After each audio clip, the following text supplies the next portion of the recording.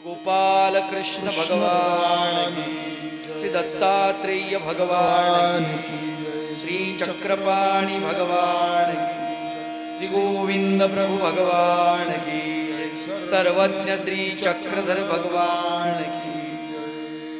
श्रीमद् भागवत कथा या कथेचं आयोजन आदरणीय परमपूज्य प्रातस्मरणीय दिवाकर बाबाजी यांच्या अथक परिश्रमातून, गावकऱ्यांच्या सहकार्यातून, त्याचप्रमाणे आमचे जे विजयकुमार आहेत, वकील साहेब काळे यांच्या सहकार्यातून, ग्रामवासीय सर्व सद्भक्त मंडळी सर्वांच्या प्रयत्नातून हा कार्यक्रम दरवर्षी बाबा उभा करतात. मधातला 2 वर्षाचा खंड झाला कोरोनामुळे, आणि आपलं अवसान गेलं मानवाचं. खरं तर माणसाला त्याची पातळी काय आहे हे या रोगानं दाखवून दिलं. आणि माणसा, तुझी काय किंमत आहे रे? एक सामान्य जीवाणू, विषाणू माणसाला नेस्तनाबूत करतो, परेशान करतो. फक्त भारतालाच नव्हे, अख्ख्या जगाला ज्याने वेठीस धरलं, त्राहिमाम झालं. कधी आपण न भूतो न भविष्यती असे चित्रण या मागच्या 2 वर्षामध्ये आपण बघितले.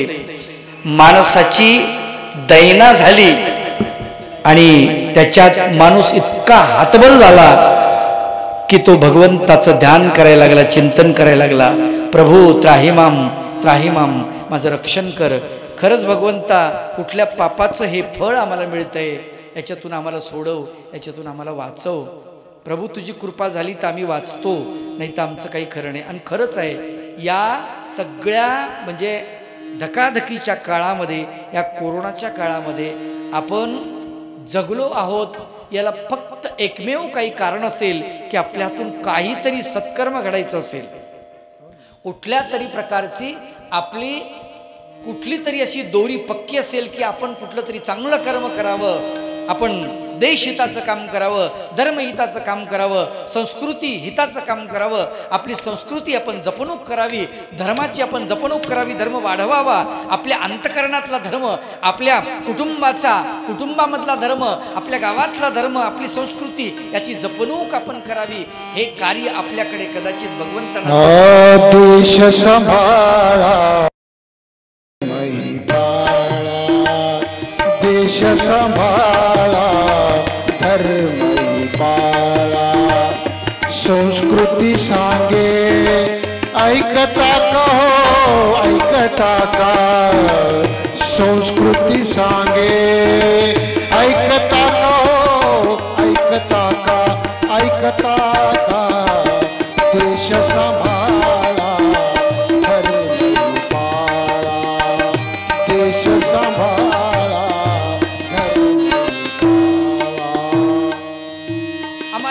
देशाची संस्कृती, आमच्या देशातला धर्म, आमचे ग्रंथ याची आम्हाला फार नितांत गरज आहे. श्रीमद् भागवत कथा असो, रामायण असो, लीळाचरित्र असो, गीताग्रंथ असो, कुठलाही ग्रंथ आमचा भारतीयांचा जीव की प्राण आहे. काय गरज आहे बरं या ग्रंथांची? खरं जर विचार केला, काय गरज आहे? भागवत, या भागवताला किती वर्ष झाली, किती जुना आहे, किती पुराणा आहे, नाही का? आपण असं म्हणू इतकं जुनं आणि काय कामाचं आहे असा आपण जर विचार केला तर तुम्हाला सांगतो किती प्राचीन आहे, किती जुनं आहे, किती कामाचं आहे, नाही का? जुनं ते सोनं असं म्हणण्याची जी पद्धत आलेली आहे ती खोटी नाही आहे, लक्षात ठेवा, नाही का? कुठल्या तरी कवीने असं म्हटलं की जुने जाऊ द्या, फेकून द्या मरणा लागुनी, असं म्हटलेलं आहे. पण मला सांगा, ते कोणतं जुनं? जे बुरसटलेलं आहे, ज्याच्यामध्ये बुरसटलेले विचार आहेत, ज्याच्यामुळे जगाचं कल्याण होणार नाही, जगाचं नुकसान होणार आहे, असे विचार असं जर असेल ते जुनं जाऊ द्या. परंतु ज्याच्यामध्ये माणसाचं, मानव जातीचं, स्त्रियांचं, पुरुषांचं, आबालवृद्धांचं कल्याण आहे, ज्याच्यामध्ये आमची संस्कृती, याच्यामध्ये आमचा धर्म, याच्यामुळे आमची सामाजिकता, त्याच्यामुळे आमची मानस म्हणजे मती ही ठिकाण्यावर राहणार आहे, या गोष्टीची आम्हाला गरज आहे. आणि ती गोष्ट आम्ही जपणूक केली पाहिजे. एक ग्रंथ आम्हाला काय देतो, एक काव्य आम्हाला काय देतं, एक पुस्तक आम्हाला काय देतं, याचा जर विचार केला तर ते आम्हाला जे देतं ना, ते आमच्या जीवनाला पोषण करतं. आमच्या जीवनाचं तुम्हाला सांगतो, जेवणाला आम्हाला अन्न लागतं. शरीर चालण्यासाठी आम्हाला अन्नाची गरज आहे. अन्नानं शरीराचं पोषण होतं, धष्टता पुष्टता माणसाच्या शरीराला येते. परंतु माणसाचं मन जर मजबूत करायचं असेल, माणसाचं अंतःकरण जर मजबूत करायचं असेल, तर आम्हाला ग्रंथांची गरज आहे, आम्हाला विचाराची गरज आहे, आम्हाला संतांच्या विचाराची, आम्हाला भगवंताच्या विचाराची गरज आहे, आम्हाला आचाराची गरज आहे, आम्हाला संतांच्या संगतीची गरज आहे, आम्हाला धर्मग्रंथांची गरज आहे. त्यामुळे आहे. लक्षात ठेवा. मी मूळ विषयाकडे वळतो आहो. तुम्ही सांग बाबा विषय भरकडतो काय काय कथा, भागवत कथा सुरू आहे. पण भागवत कथा नेमकी काय, कशासाठी ऐकायची, कशासाठी श्रवण करायची, श्रवण केल्यानंतर काय होते, कशासाठी आम्ही कथा ऐकायला पाहिजे. भगवान चक्रधर प्रभू तुम्हाला सांगतो, रात्री रात्री जागून काढून आचार्य श्री नागदेवांना कथा ऐकवतात. या परावर कथा, रात्री परावर कथा कथिता उजेडे, तैविस्मिते मुनिवरे उशिजे प्रभूते. रात्री उलटून जाते आहे. त्या परावर कथा भगवंत तो सर्वज्ञ श्री चक्रधर प्रभू चरित्रकार वर्णन करतात. फार गोड वर्णन आहे. तेल जर संपलं तर नारळीचे तूप घालीते. जे खाण्याचं तूप आहे ते तूप त्याच्यामध्ये टाकतात, वातीमध्ये भगवंत टाकायला लावतात. बाई वाती आभूता, ती नीट करा, त्याच्यामध्ये तूप टाका. निरोपण चालू आहे, रात्र रात्र निरोपण चालू आहे. कशासाठी आहे सगळं? ती परावर कथा कशासाठी आहे? कारण ती कथा आमच्या जीवनाची व्यथा हरण करते. लक्षात ठेवा. आमच्या जीवनाला लागलेले अनेक प्रकारचे रोग आहेत, ते रोग त्या कथेनं नष्ट होतात. म्हणून ती आम्हाला श्रवण करायची आहे, नाही का? इको जास्त इको कमी करा. ती आम्हाला श्रवण केल्यानंतर आमच्या जीवनाचं सार्थक त्या कथेनं होतं. आणि म्हणून ती कथा आम्हाला ऐकायची आहे, आम्हाला श्रवण करायची आहे. काय असतं या ग्रंथांमध्ये विचार करा. 5000 वर्षापूर्वीचा महाभारत ग्रंथ, भागवत ग्रंथ, असं काय आहे त्याच्यामध्ये? त्यात जे मूल्य आहे की नाही, धर्ममूल्य, संस्कृती मूल्य, ते मूल्य महत्वाचं आहे. ते मूल्य महत्वाचं आहे. मी मागेही एकदा सांगितलं होतं की मूल्य जपण्यासाठी आम्हाला प्राणाची आहुती द्यावी लागते. आलं का लक्षात? आमचे मूल्य जपण्यासाठी मूल्य जपणे हे सगळ्यात महत्वाची गोष्ट आहे. आणि ती गोष्ट आम्हाला जर करता आली तर आमचं जीवन धन्य झालं, तर आम्ही भाग्यवंत आहोत. देशाचं मूल्य, जगाचं मूल्य, कुटुंबाचं मूल्य, धर्माचं मूल्य, संस्कृतीचं मूल्य आम्हाला जगता आलं पाहिजे. फार मूल्य म्हणजे किंमत आहे. खरं पाहिलं तर ती किंमत आहे. आणि माणसाच्या जीवनाची सांस्कृतिक मूल्य ज्याला म्हणतो, याला किंमत करता येत नाही. फक्त ते मूल्य असं म्हणतो आपण त्याला, पण त्याची किंमत आपल्याला नाही करता येत, मोजता येत नाही. शास्त्र, गीता ग्रंथ, एखाद्याने विचारलं काय किंमत आहे याची, अरे 10 रुपयाचा ग्रंथ आहे, कुठल्याही स्टॉलवर भेटतो. हो 10 रुपयाचा ग्रंथ आहे, फक्त 10 रुपये किंमत आहे. पण 10 रुपये त्या कागदाची किंमत आहे, त्याच्यावर छापलेल्या श्लोकांची किंमत नाही. ते अमूल्य आहे. लक्षात ठेवा. एक एक श्लोक म्हणजे एक एक ग्रंथ आहे. एक एक श्लोक म्हणजे एक ग्रंथ आहे. महाभारताचा एक श्लोक म्हणजे एक ग्रंथ आहे. भागवताचा एक श्लोक म्हणजे एक ग्रंथ आहे. लक्षात घ्या. गीतेचा एक श्लोक म्हणजे एक ग्रंथ आहे. फ्राईड नावाच्या शास्त्रज्ञांनी कदाचित त्याला गीता अगोदर ऐकायला भेटली असती, तर त्यांनी त्या गीता ग्रंथाचा अभ्यास केल्यानंतर त्यांनी असं म्हटलं असतं की माणसाच्या मनाचा अभ्यास करणारा फ्राईड जगातला सर्वात मोठा विचारवंत आहे. लक्षात ठेवा. सर्वात मोठा विचारवंत, ज्याला मानसशास्त्रज्ञ म्हणतात. आणि आज जे माणसाचे मेंदू खराब झालेत की नाही, तर ते मेंदू दुरुस्त करण्याचे जे डॉक्टर आहेत, ज्याला पागलांचे डॉक्टर म्हणतो आपण, ते पागलाच्या डॉक्टरांचा आदर्श जो कोणी असेल, पहिला कोणी आदर्श असेल, तर तो आदर्श म्हणजे फ्राईड आहे. लक्षात ठेवा. त्यांनी फ्राईडला अभ्यास केलं आणि फ्राईडनी माणसाच्या मनाचा मेंदूचा कसा अभ्यास करावा हे शिकवलं आणि म्हणून आपण त्या डॉक्टरकडे गेल्यानंतर दुरुस्त होतो. इतकं महत्वाचं काम त्या फ्राईडने केलेलं आहे. पण तरीही फ्राईड म्हणतो मरायच्या टायमाला मला माणसाच्या मेंदूचा अभ्यास पूर्णपणे करता आलाच नाही, करताच नाही आला म्हणाला तो. कदाचित त्यांनी श्रीमद भगवद्गीता धर्मग्रंथ वाचला असता किंवा अभ्यासला असता तर तो म्हणाला असता यापेक्षा अनेक माणसाच्या मेंदूचा विचार करणारं कुठलंच साधन नाही आहे, कुठलंच साधन नाही जगाच्या पाठीवर. आणि म्हणून आम्हाला धर्मग्रंथांची गरज आहे, आम्हाला भागवताची गरज आहे. काय गरज आहे? 5000 वर्षापूर्वीचं भागवत. आज त्याच्यातली जी माणसं आहेत ती माणसं आम्हाला अत्यंत प्रिय आहेत. लक्षात ठेवा, ती माणसं प्रिय म्हणजे काय आहेत तर त्यांची शिकवण, त्यांचं मूल्य आम्हाला गरजेचं आहे, मूल्य गरजेचं आहे. 5000 वर्षापूर्वीचा विदुर तो आम्हाला अत्यंत महत्वाचा आहे, आजही महत्वाचा आहे. आजही 5000 वर्षापूर्वीचा विदुर, त्या विदुरामध्ये काय सामर्थ्य आहे लक्षात ठेवा. विदुर जेव्हा भगवान गोपाल कृष्ण त्याच्याकडे येतात, कथा आपण घेणार आहोत ती, जेव्हा येतात भगवंत तेव्हा त्याच्याकडे आथरायला वाकळ नसते नाही का, बाज चांगली नसते, तुटकी बाज फाटकी वाकळ अशी त्याची अवस्था असते. पण त्याचं मूल्य जे आहे, त्याचा आत्मा जो आहे तो पूर्ण धार्मिक आहे. असा असलेला कफल्लक असलेला या देशाचा प्रधानमंत्री आहे त्या काळातला तो. पण त्याच्याकडे काहीच संपत्ती नाही आहे.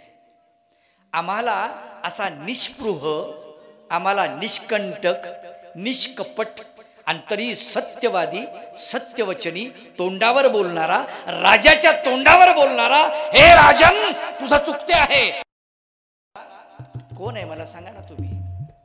ते सामर्थ्य त्याच्याकडे, विदुराकडे. आणि म्हणून आम्हाला त्याचं मूल्य जे आहे की नाही ते मूल्य त्या ग्रंथामध्ये आहे. आम्हाला तो विदूर कळून घ्यायचा आहे. कसा विदूर आहे ते आम्हाला समजून घ्यायचं आहे. आम्हाला अर्जुन समजून घ्यायचा आहे, कसा अर्जुन आहे ते आम्हाला समजून घ्यायचं आहे. आम्हाला कुंती समजून घ्यायची आहे, आम्हाला द्रौपदी समजून घ्यायची आहे, आम्हाला रुक्मिणी समजून घ्यायची आहे. कसं समर्पण आहे रुक्मिणीचं, किती हे सगळे पात्र वेगवेगळ्या अंगानं बघितले आपण, ते आम्हाला समजून घ्यायचे आहेत. सगळे पात्र कामाचे आहेत. ते दुष्ट पात्र असतील तरी कामाचे आहेत, ते सुष्ट पात्र असतील तरी कामाचे आहेत. हे सगळे सगळे आम्हाला कामाचे आहेत आणि ते आम्हाला समजून घ्यायचं आहे. कारण ते एक मूल्य आहे, 5000 वर्षापूर्वीचं मूल्य. तुम्हाला एक घटना सांगतो म्हणजे तुमच्या लक्षात येईल. 5000 वर्षापूर्वीचा म्हातारा किती श्रीमंत होता हे जर बघायचं असेल तर 5000 वर्षापूर्वीच्या त्या ग्रंथामध्ये आपण जर बघितलं, राजसू यज्ञामध्ये यज्ञाची सगळी तयारी चाललेली आहे. राजसू यज्ञाची मंगलवाद्य वाजतायत आणि त्या राजसू यज्ञामध्ये भगवान गोपाल कृष्णानं त्याची सगळी तयारी पांडवा करून घेतलेली आहे. एक यज्ञ राहिलेला होता, 99 यज्ञ केले पांडुराजांनी आणि राजसूय यज्ञ, त्या यज्ञाची पूर्तता पांडवांकडून, आपल्या शिष्यांकडून भगवंत करून घेत आहेत. कारण त्याला त्याच्यातून मुक्त करायचे, ते पूर्ण फळ त्याला मिळालं पाहिजे. कुणाला? पांडुराजाला. 100% फळ मिळालं नाही, त्याला फळच मिळालं नाही. का मिळालं नाही? कारण 99 यज्ञ पूर्ण झाले पण एक यज्ञ पूर्ण राहिला होता. देवतेचं फळ पूर्ण झाल्याशिवाय भेटत नाही, म्हणून ती तयारी सगळी भगवान गोपाल कृष्णानं करून घेतलेली आहे. आणि त्यामध्ये त्या राजसू यज्ञामध्ये 32 लक्षणी पुरुष होमायचा म्हणून शिशुपाळाला ठेवलेलं आहे. लक्षात ठेवा, शिशुपाळाला. आणि तिथे राजसू यज्ञामध्ये भगवान गोपाल कृष्णाकडे अग्रपूजेचा मान द्यायचं ठरवलं. कारण युधिष्ठिराला सांगितलं की अग्रपूजेचा मान कुणाला द्यायचा. कुणालाही अग्रपूजा म्हणजे सुरुवातीची पूजा, यज्ञ सुरू करायचंय, पूजा करायची, संतांची करायची. वृद्ध असला पाहिजे, ज्ञानवृद्ध असला पाहिजे, वयोवृद्ध असला पाहिजे, तपोवृद्ध असला पाहिजे. ज्ञानाने मोठा असावा, वयाने मोठा असावा, तपाने मोठा असावा, सत्वाने मोठा असावा, सत्याने मोठा असावा, सत्शील असावा, सर्वगुण संपन्न असावा. असा व्यक्ती कोण आहे? म्हटले सगळ्या ऋषींनी सांगितलं. म्हणले व्यासाकडे बोट दाखवलं. व्यासोच्छिष्टम जगत सर्वम. म्हणले व्यासाकडे जा.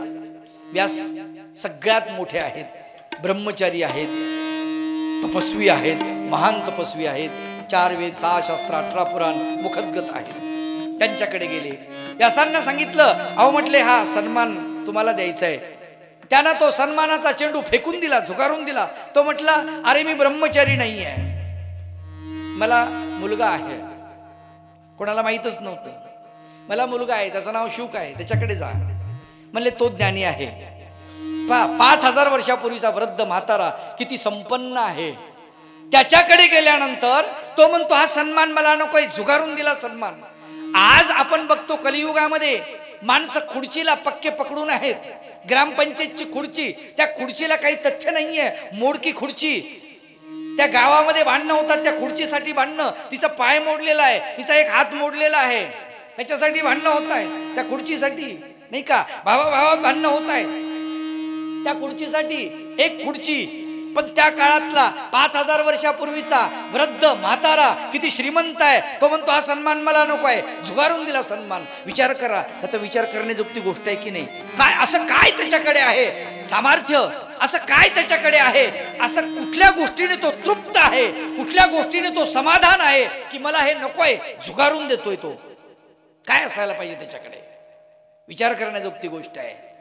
त्याने तो सन्मान झुगारून दिला. सन्मानाचा चेंडू जेव्हा त्या शुकाच्या दारामध्ये पडला, शुक बाहेर बसलेले आहेत, भगवान गोपाल कृष्णाच्या लीळा पाहत आहेत. भगवान गोपाल कृष्ण त्या राजसो यज्ञामध्ये मंडपामध्ये अंगीच्या बाह्यावर केलेले आहेत आणि भगवंत त्या ठिकाणी पात्र उचलायचं काम करतायत.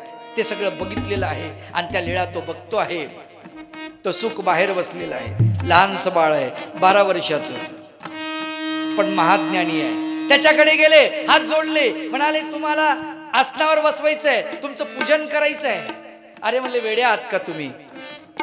कोणाचं पूजन करताय? अहो म्हणले तुम्ही ब्रह्मचारी आहात, तुम्ही ज्ञानी आहात. त्यावेळेस सुखदेव हसले. ते म्हणतात अरे ज्ञानियांचा बाप जो आहे ना तो भगवान गोपाल कृष्ण आहे म्हटले, आणि ब्रह्मचर्याचा बाप पुतळा अष्टविध ब्रह्मचारी ज्याच्याकडे आहे तो म्हटले तिकडे पात्रवळ्या उचलतो, त्याच्याकडे न जाता माझ्याकडे तुम्ही आलात. आवाज थोडा कमी करा, स्पार्किंग होते आवाजाची. त्याच्याकडे तुम्ही जा म्हणले, माझ्याकडे कशासाठी आलात? आणि त्यावेळेला भगवान गोपाल कृष्णाकडे युधिष्ठिर गेले, हात जोडले, प्रभू आम्हाला क्षमा करा, तुम्हाला आसनावर बसवायचे आणि तुमचं पूजन करायचंय. चला, आपल्यासारखं असता काय म्हटलं असता, आत्ता माझ्याकडे आले. पहिले त्या म्हाताऱ्याकडे गेले ज्याला कळत नाही, नंतर त्या लहान लेकराकडे गेले जे लहान आहे, ज्याला समजत नाही, आणि आता नंतर त्यांनी सांगितल्यावर माझ्याकडे आले. अरे मी तुमचा पाठीराखा आहे, तुमच्या सोबत राहतो आहे, तुम्हाला संकटातून सोडवतो आहे, तुमच्या सुखदुःखात सामील होतो आहे, तुम्ही धावा केला की धावून येतो आहे. हे सगळं करत असतानाही तुम्ही मला भुकेला हरी हो, भाव भुकेला हरी करीतसे भक्तांची चाकरी, करीतसे भक्तांची चाकरी, करीतसे भक्तांची चाकरी.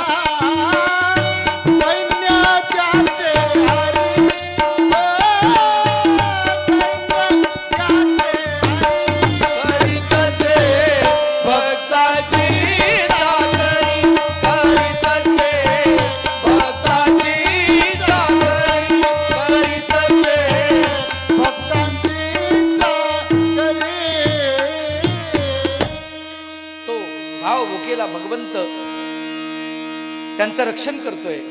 भगवंताने असं म्हटलं असतं सगळंच मी करतोय रे बाबा, आणि तुम्ही मला विसरलात, माझ्याकडे तुम्ही आला नाहीत, अगोदर यायला पाहिजे होतं माझ्याकडे, नाही? पण तो माणूस असता तर म्हटलं असतं, नाही का, तो भगवंत आहे. नाही म्हटले भगवंत काही, भगवंता तुम्हाला आसनावर बसवायचंय असं, ठीक आहे, हात लगेच धुवून टाकले, अंगीच्या बाह्या मोकळ्या केल्या आणि भगवंत आसनावर बसण्यासाठी लगेच तयार झाले. कुठला मान नाही, कुठला अपमान नाही, कुठला सन्मान नाही, कशा प्रकारचे आढेवेढे नाही, काही नाही, काही नाही. लक्षात ठेवा, या घटनेकडे, या लीळेकडे बारीक दृष्टिकोनातून बघा. ती लीळा आत्ता आणा इकडे, कलियुगामध्ये आणा ती लीळा. 5000 वर्षापूर्वीचा म्हातारा किती श्रीमंत आहे. सन्मानाचा चेंडू फेकून दिला बालकाकडे, बालकाच्या अंगणामध्ये सन्मानाचा चेंडू पडला सुखदेवाच्या. सुखदेवानी अंगावर विंचू पडावा असा झटकून टाकला तो सन्मानाचा चेंडू. सांगितलं मला नकोय, मला नकोय. अरे ज्याचं पूजन करायला पाहिजे त्याच्याकडे जा, आणि खरा सन्मान त्याचा व्हायला पाहिजे. पण तो मात्र अंगीच्या बायावर करून तिथे पात्रवाळ्या उचलतोय. हे लक्षात ठेवा, हे शिकायचंय आम्हाला. यासाठी हे मूल्य आहेत, याला मूल्य असं म्हणतात. या ग्रंथामध्ये जे मूल्य, म्हणून आम्हाला त्या ग्रंथांची गरज आहे. 9 लाख वर्षापूर्वीच्या रामायणाची काय गरज आहे? 9 लाख वर्ष झाले ना हो, काय गरज आहे? मला एक सांगा, साधी गोष्ट सांगा. मी एक घटना सांगतो आणि त्याच्यानंतर तुम्हाला पटेल. रामायण सगळ्यांनी बघितलं, लोक बघतायत, गावोगावी रामायण होत आहेत. आपण टीव्हीला पण रामायण पाहिलं, महाभारत पाहिलं, नाही का, भागवत पाहिलं, प्रत्येक लोकांनी बघितलेलं आहे. त्या रामायणामधल्या काही घटना आहेत, तुम्हाला सांगतो. अत्यंत सुंदर घटना. एक अशी सुंदर घटना आहे की रामचंद्र बाहेर गेलेले आहेत. म्हणजे मारीच नावाचा राक्षस आला सोन्याच्या हरणाचं रूप धरून, आणि त्याच्या पाठीमागे ते गेले, आणि सीता माता इकडे बसलेली आहे. आणि तिला लक्ष्मणानं रेष ओढली की तू ही रेष ओलांडू नको, तुला रामाची शपथ आहे. आणि तिथे रावण येतो आणि तिला घेऊन जातो. घटना ती सगळी सगळ्यांनी ऐकली, सगळ्यांना माहिती आहे. खरं तर चमत्कार पुढे आहे, जो आपल्या गरजेचा आहे. आपण त्यातून काय शिकावं यासाठी तो चमत्कार सांगतो. तो खरं तर चमत्कारच आहे. ज्या वेळेला सीता मातेला नेलेला आहे आणि तिने तिच्या अंगावरचे अलंकार असे टाकलेले आहेत.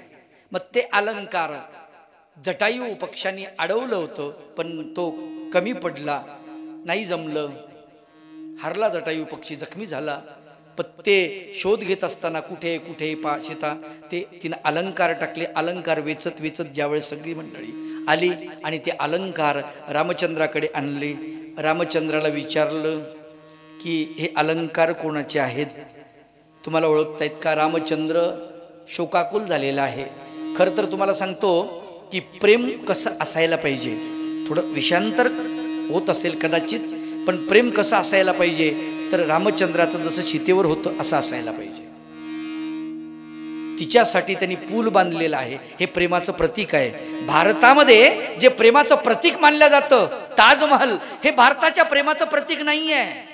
भारतातल्या प्रेमाचं प्रतीक जर तुम्हाला पाहिजे असेल तर ते प्रेमाचं प्रतीक म्हणजे चित्तोडगड आहे. ते प्रेमाचं प्रतीक आहे. ती चित्तोडगडची राणी आपल्या पतीला सोडवण्यासाठी शत्रूच्या ताब्यामध्ये जाते आणि त्याच्या ताब्यात जाऊन आपल्या पतीला सोडवून आणते. ते प्रेमाचं प्रतीक आहे. ज्यांनी आपल्या पत्नीला शोधून आणण्यासाठी पूल बांधलेला आहे ते खरं प्रेमाचं प्रतीक आहे. त्या रामायणामधली ज्यावेळेस मग ते अलंकार दाखवले, रामचंद्र शोकाकुल आहेत. मग लक्ष्मणाला विचारलं हे अलंकार कोणाचे आहेत, काय म्हटलंय लक्ष्मणाने. लक्ष्मणाने काय म्हटलं त्याचं वर्णन त्या रामायणामध्ये फार सुंदर आलेलं आहे आणि इतकं गोड आहे ते. काय म्हणतात, त्यांना विचारलं की हे भाभीचेच आहेत का? त्यावेळेस तो म्हणतो नाहम जानामी केयुरे नाहम जानामी कुंडले नुपुरे तो बिजानामी नित्यम पादाभिवंदनात. आता यातलं गमक पहा. तो म्हणतात मी गळ्यातले अलंकार मला माहित नाहीत, कानातले अलंकार मला माहित नाहीत, शरीरावरचे कुठलेच अलंकार मला माहित नाहीत. नाहम जानामी केयुरे नाहम जानामी कुंडले नुपुरे तो भी जानामी. नुपूर म्हणजे पैंजण, ते मात्र मी जाणतो. नुपुरे तो भी जानामी. का? पायातले पैंजण का जाणतो तर म्हणाले नित्यम पादाभिवंदनात. मी भाभीचं दररोज दर्शन घेतो, पाया पडतो, माझ्या भाऊजाईच्या, आणि त्यावेळेस ते मला माहिती आहेत, ते पायातले पैंजण मला दिसतात. पण बाकीचे विचार करा की 13 वर्ष 14 वर्ष, किती वर्ष आहेत? 14 वर्ष आहेत वनवासामध्ये. आणि या 14 वर्षाच्या काळामध्ये त्यांनी आपल्या भाभीचं दर्शन घेतलं नाही, म्हणजे चेहरा पाहिला नाही. विचार करा, असा दीर कुणाला नकोय आपल्याला? नाही, प्रत्येकाला पाहिजे की नाही? तो कोणी असो, महानुभाव पंथाचा माणूस असो, वारकऱ्यांचा असो, की मुस्लिम असो, हिंदू असो, जैन असो, ख्रिश्चन असो, बौद्ध असो, कुठल्याही जातीचा असो, कुठल्याही समाजाचा असो, असा माणूस घरामध्ये असावा की नसावा? नाही काय? प्रत्येक जण म्हणेल की नाही, असा धीर मला भेटला पाहिजे. प्रत्येक माऊलीला असं वाटेल, असा धीर मला भेटावा, की इतका सज्जन. हे मूल्य आहे मायबाप, हे मूल्य आहे. आणि म्हणून हे मूल्य त्या ग्रंथामध्ये असतात, आणि ते मूल्य आम्हाला शिकायचे असतात. ते मूल्य शिकायचे असतात. भागवतामध्ये मूल्य असे ठिकठिकाणी पडलेले आहेत, आणि ते भागवत आम्हाला श्रवण करायचं आहे. आज पहिला दिवस भागवत ऐकायला पाहिजे. काय ऐकायला पाहिजे? नाही का? आदो देव की देव गर्भ जननम गोपी गृही वर्धनम माया पूतन जीविताप हरणम गोवर्धनोद्धारणम कंसच्छेदन कौरवादि हतनम कुंती सुता पालनम एतद् भागवते पुराण कथितम श्रीकृष्ण लीलामृतम.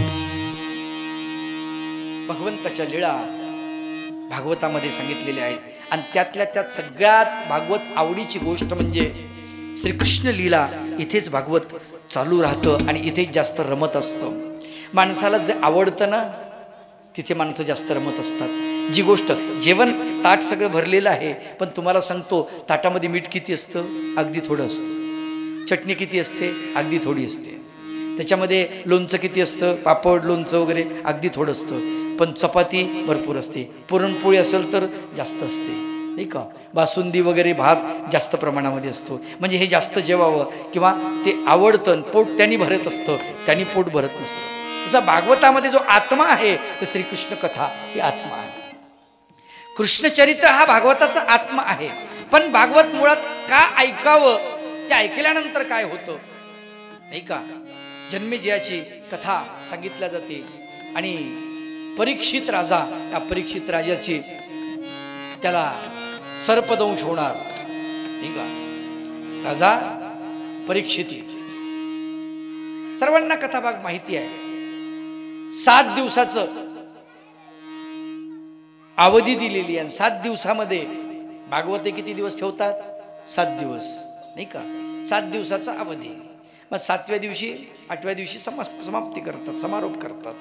पण 7 दिवसामध्ये ते काय आहे? 7 दिवसामध्ये त्या भागवत करत असताना भागवत करणाऱ्यांनी ब्रह्मचर्याचं पालन केलं पाहिजे. फार महत्वाची गोष्ट आहे.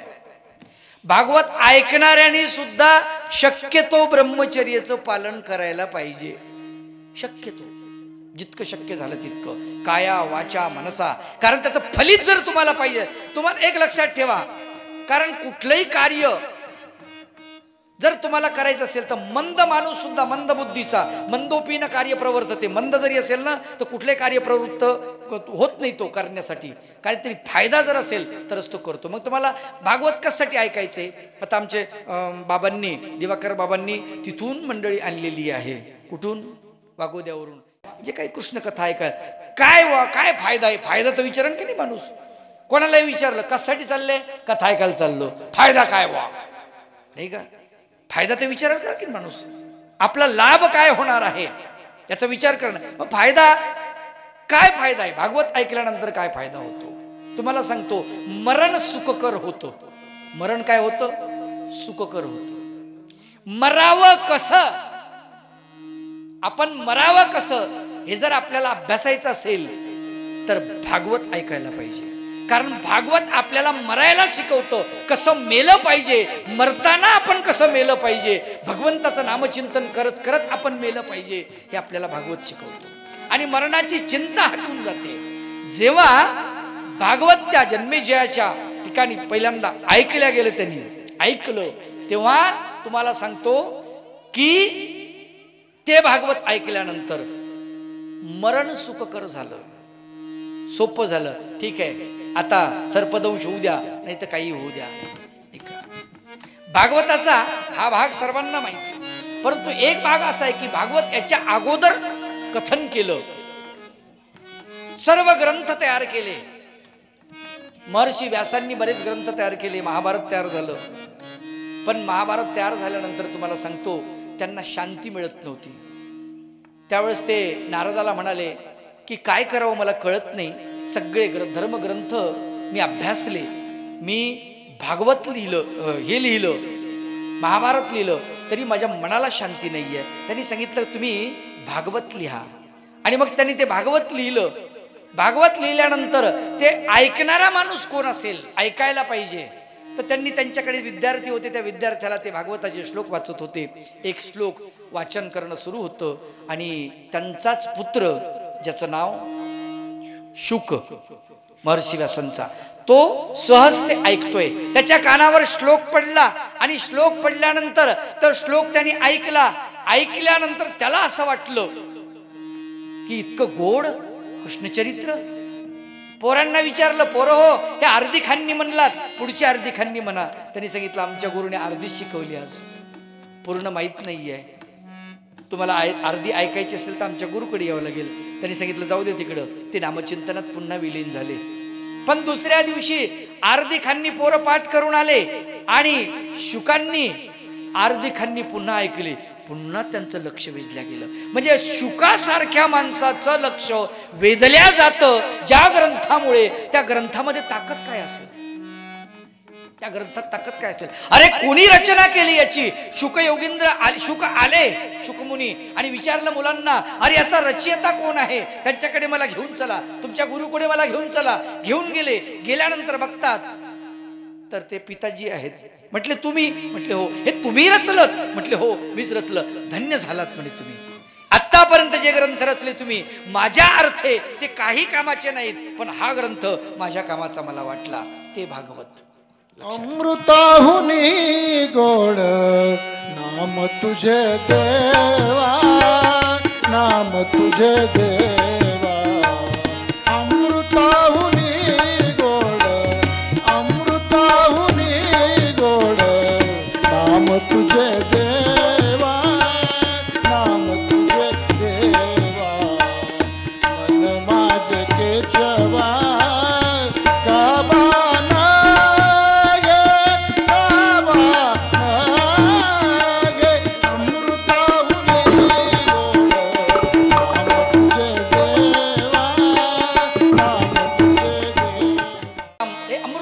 गोड आहे आणि ते नाम त्याच्यामध्ये शिकवलं जातं. ते नामचिंतन कसं करावं तुम्हाला सांगतो. हे सगळ्या गोष्टी कशा आहेत, आम्हाला आमच्या जीवनामध्ये एक आयाम, आम्हाला एका दोरीमध्ये येण्यासाठी या सगळ्या गोष्टी शिकायच्या आहे मायबापावर. आणि म्हणून भागवताचा संबंध तिथे येतो. तिथेही भागवताचं कथन झालं. एक श्लोक जरी ऐकला आणि एक श्लोक जरी सांगितला तरी सुद्धा ऐकणारे किती पवित्र आहेत, ब्रह्मचारी आहेत, बालक आहेत, म्हणजे निर्मळ मनाचे आहेत. करणारे बालक आहेत. ऐकणारा 11 वर्षाचा, 11-12 वर्षाचा, ज्याचं नाव शुक, तोही बालक, ब्रह्मचारी आणि ज्ञानी. तिसरा संबंध भागवताचा फार सुंदर दिला जातो, फार गोड दिला जातो. तो अशा पद्धतीचा की त्या धुंदुकारी जो आहे त्याचा संदर्भ दिला जातो. धुंदुकारी आणि गोकर्ण हे दोघ जण बंधू आहेत. गोकर्णानं गायीपासून जो जन्माला आला गोकर्ण, हा गोकर्णाचा पिता ब्राह्मण सत्शील,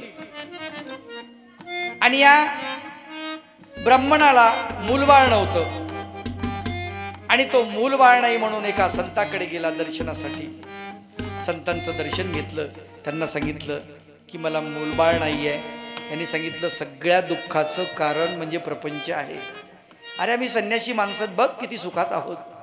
अहो म्हणले प्रपंचामध्ये मूलबाळ जर नसेल तर त्या प्रपंचाच्या वृक्षाला काही फूल जर लागलं नाही, फळ लागलं नाही, तर त्याला काही अर्थ आहे का? म्हणून मला मूल व्हावं अशी माझी इच्छा आहे.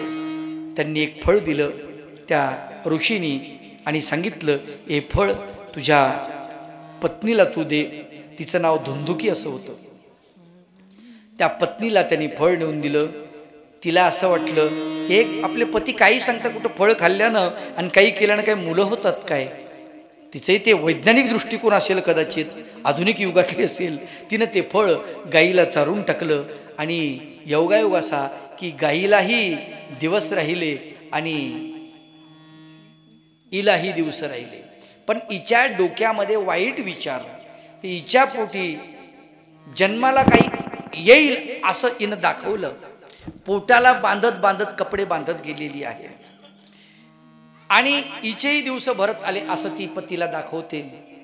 तिकडे गाईला मुलगा झाला आणि ही सुद्धा म्हणते की मला माहेरी जायचं आहे, मला बाळणपणासाठी ही माहेरी जाते. हिच्या बहिणीला मुलगा झालेला असतो, हिला तर काहीच नसतं, कपडे बांधून हिनं पोट वाढवलेलं असतं आणि मग तो बहिणीचा मुलगा हिनं मुलगा म्हणून आणलेला असतो आणि हा माझाच मुलगा आहे असं सांगितलेलं असतं. आणि दुष्ट प्रवृत्ती पतीलाही फसवलेला आहे, ऋषीला फसवलेला आहे. अशा अवस्थेतून तिनं ते बाळ आणलेलं आहे आणि त्याच्यावर बहिणीचा मुलगा जरी असला तर त्याच्यावरती खूप प्रेम करते आणि तो धुंदुकीचा मुलगा म्हणून त्याचं नाव धुंदुकारी असं ठेवण्यात आलं. तो धुंदुकारी आणि या गाईला मुलगा झाला, त्याचे कान गाईसारखे होते म्हणून गोकर्ण असं त्याला म्हटलं गेलेलं आहे. हे दोन्हीही त्या घरामध्ये वाढू लागले. गोकर्ण हा अगदी बालपणापासून धार्मिक, परंतु धुंदुकारी महाखल. धुंदुकारी भागवतकार सांगतात की धुंदुकारी मात्र महाखल आहे. गोकर्ण पंडितो ज्ञानी धुंदुकारी महाखल. गोकर्ण तर पंडित झाला, पुढे ज्ञानी झाला. तो हिमालयामध्ये गेला, तपश्चर्या केली, आश्रमामध्ये गेला, वेदाध्ययन केलं, त्यांनी सगळ्या ग्रंथांचा अभ्यास केला. इकडे मात्र चित्र सगळं बदललेलं आहे. धुंदुकारी अनेक विषयांनी तो विषयाच्या अधीन झाला, त्याला सगळ्या सवयी लागल्या, सगळ्या प्रकारची व्यसनं लागली, दुर्व्यसनं, आणि त्याच्यामध्ये धुंदुकारीचं सगळं वाटोळं झालं. इकडे पिता आपल्या पुत्राचं सगळं कृत्य पाहून दुःखामध्ये तो मरण पावला, तुम्हाला सांगतो. आणि आई आहे, आई त्याला वळणावर आणण्याचा प्रयत्न करते, पण आता तो बेछूट झालेला होता, आता त्याचं वर्तन सगळं बिघडलेलं होतं. आता मात्र सगळ्या दुर्व्यसनांनी त्याला पूर्ण वेढीत टाकलेलं होतं. त्याचा सगळा रोम आणि रोम पूर्ण व्यसनांनी भरून गेलेला होता. आता तो आईच्या वचनाच्या पलीकडे निघून गेला होता. आता त्यांनी अनेक सीमारेषा ज्या आखलेल्या त्या ओलांडलेल्या होत्या. त्याच्यामुळे तो धुंदुकारी मात्र बेछूटपणे वागत होता. आता तो वेश्यागमन करत होता, आता तो दूध खेळत होता, मद्यपान करत होता, मांसभक्षण करत होता. त्यांनी कुठल्याच प्रकारचं व्यसन शिल्लक ठेवलं नाही. सगळ्या दुर्व्यसन त्याच्यामध्ये पूर्ण कूट कूट भरल्या गेलेले होते.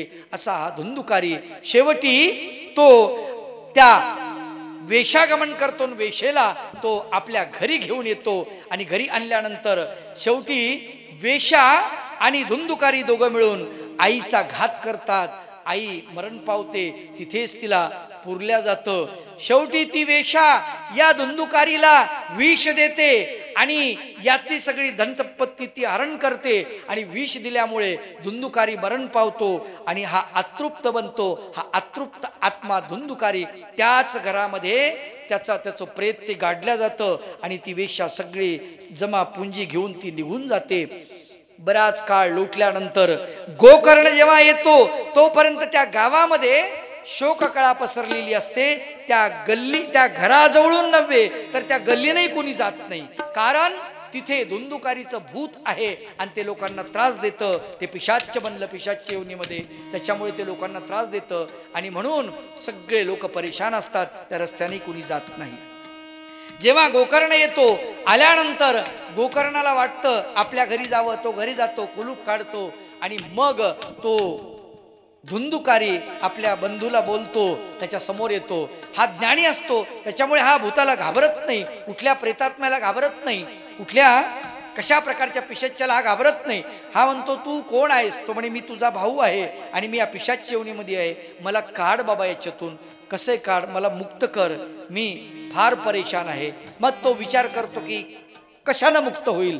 मग तो अनेक ऋषींच्या आश्रमात जातो, त्यांना विचारतो की याची मुक्ती कशी करायची, याला मुक्त कसं करायचं या येवणीमधून. तो सांगतो की याला पिशाच येवणीतून मुक्त करायचं असेल तर तुला भागवत करावं लागेल, कुणाला तरी आणावं लागेल किंवा तुला वाचावं लागेल. मग कोणी येत नाही, त्या भीतीमुळे शेवटी तो गोकर्ण भागवताचा अभ्यास करतो आणि त्या घरामध्ये भागवताचं पठण करतो.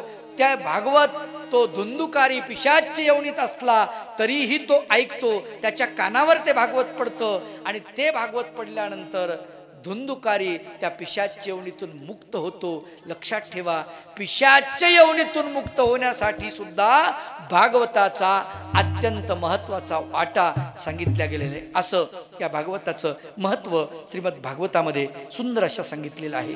म्हणून भागवत आपण का ऐकावं त्याचं कारण आहे. आमच्या जीवनातली अनेक पापे जर आम्हाला धुवायची असतील, आमच्या जीवनातले अनेक दोष आम्हाला घालवायचे असतील तर भागवत अत्यंत महत्त्वाची, कृष्णकथा अत्यंत महत्त्वाचं, कृष्णनाम अत्यंत महत्त्वाचं. म्हणून भगवंताच्या कथा वार्ता या सर्वज्ञ श्री चक्रधर प्रभू म्हणतात की तुम्ही एकांतात बसले तर एतीची या कथा वार्ता हिजेती. एतीची या म्हणजे भगवंताच्या, तोही कृष्णच आहे. महानुभाव पंचकृष्ण असं मानतात. 5 कृष्ण, श्रीकृष्ण भगवंतही कृष्ण, दत्त भगवंतही कृष्ण, चक्रपाणी भगवंतही कृष्ण, गोविंद प्रभू बाबाई कृष्ण आणि चक्रधर भगवंतही कृष्ण. का कृष्ण? कृष धातू ज्ञानाशी वाचक. कृष धातू जो ज्ञानाशी म्हणजे ज्ञान त्याच्यातून आपल्याला समजतं. तसं कृषी, कृषी शब्द आपण ऐकलेला आहे. कृषी म्हणजे शेतकरी. कृषी म्हणजे काय? शेतकरी. मग कृष्ण काय आहे? कृषी आहे. 5 अवतार कृषी आहेत. कृषी आहेत, हो कृषी आहेत. काय करतो हे 5 अवतार? काय करतात तर माणसाच्या मनाची मशागत करतात. माणसाच्या मनाची मशागत करतात आणि त्याच्यामध्ये काय करतात? मोक्षाचं बीज पेरतात. मोक्षाचं बीज पेरतात. भगवान गोपाल कृष्ण हेही कृष्ण आहेत, कृषी आहेत. माणसाच्या मनाची मशागत करून त्याच्यामध्ये मोक्षाचं बीज पेरणारा जो असतो तो कृष्ण असतो. म्हणून महानुभाव पंथामध्ये 5 अवताराला कृष्ण असं म्हटलेलं आहे. म्हणून 5 अवताराच्या कथा जरी असतील तरी त्याही भागवतच आहे, लक्षात ठेवा. त्याही भगवंताच्या, भागवत म्हणजे काय? भक्त आणि भगवंत याच्या संमिश्र कथा म्हणजे भागवत. आलं का लक्षात? भगवंत भक्तासोबत कसे खेळले आणि भक्त भगवंतासोबत कसे खेळले, भगवंताच्या खेळ क्रीडा आणि भक्तांचं वर्तन हे मिश्र संमिश्र म्हणजे त्याला भागवत असं म्हटलेलं आहे. त्याला भागवत म्हटलेलं आहे. भगवंतानी भक्ताला काय निरूपण केलं, भक्तांनी काय श्रवण केलं, भक्तांनी कसं आचरण केलं, भगवंताकडे भक्तांनी कशा प्रकारे बघितलं, कशा प्रकारे भगवंताला ऐकलं, कशा प्रकारे भगवंताचं सन्निधान केलं, या सगळ्या गोष्टीचं विवरण म्हणजे भागवत. या सगळ्या गोष्टीचं विवरण म्हणजे कृष्णकथा. अशी कृष्णकथा गोड आणि अवीट अशी गोडी, अमृतासारखी जी गोडी भगवंताच्या नामचिंतनाची. कृष्ण सर्वांना आवडतो. महाराष्ट्रामध्ये संत तुकाराम बाबा होऊन गेले. संत तुकाराम बाबांनी सगळे नाते कृष्णाशी लावले. सगळे नाते टोटल कृष्णाशी नाते लावले. कृष्ण माझी माता, कृष्ण माझे पिता, कृष्ण माझी माता, कृष्ण माझे पिता, कृष्ण माझी माता, बहीण बंधू चुलता, कृष्ण माझा, बहीण बंधू चुलता, कृष्ण माझा, कृष्ण माझे गुरु, कृष्ण माझे तारू, कृष्ण माझे गुरु, कृष्ण माझे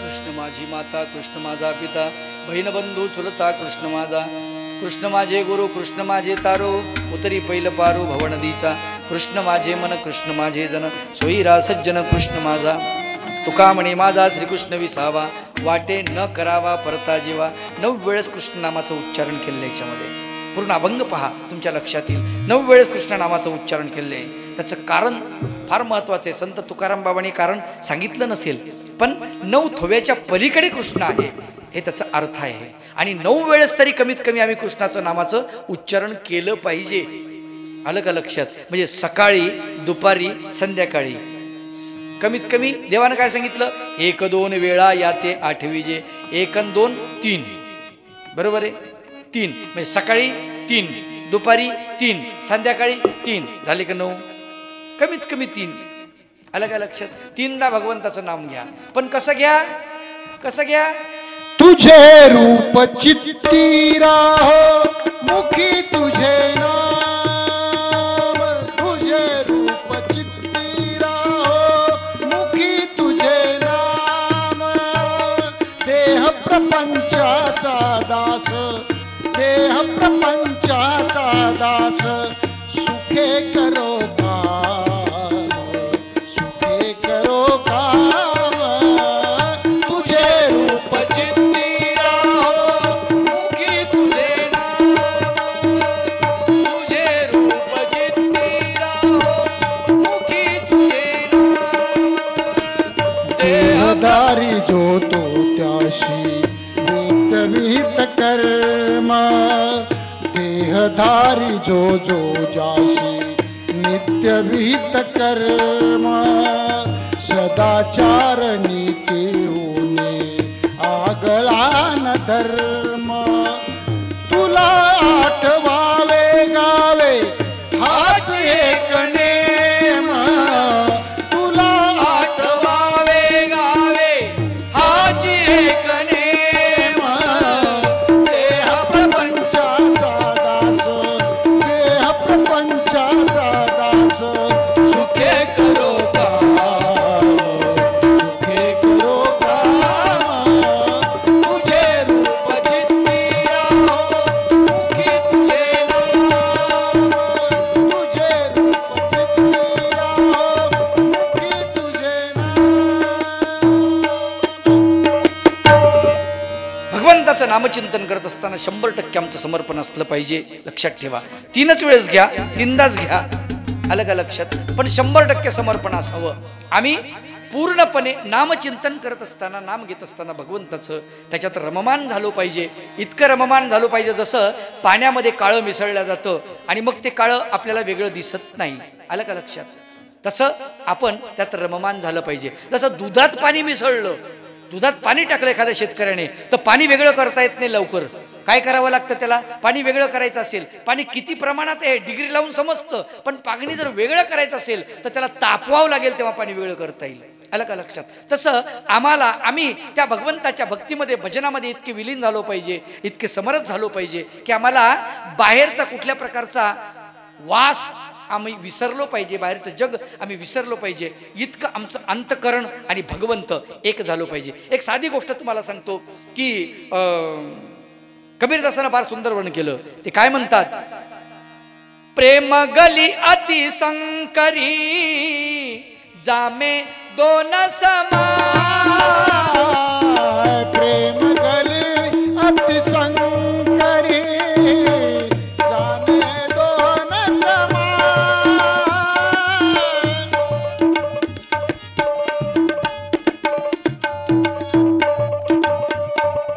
प्रेमाची गल्ली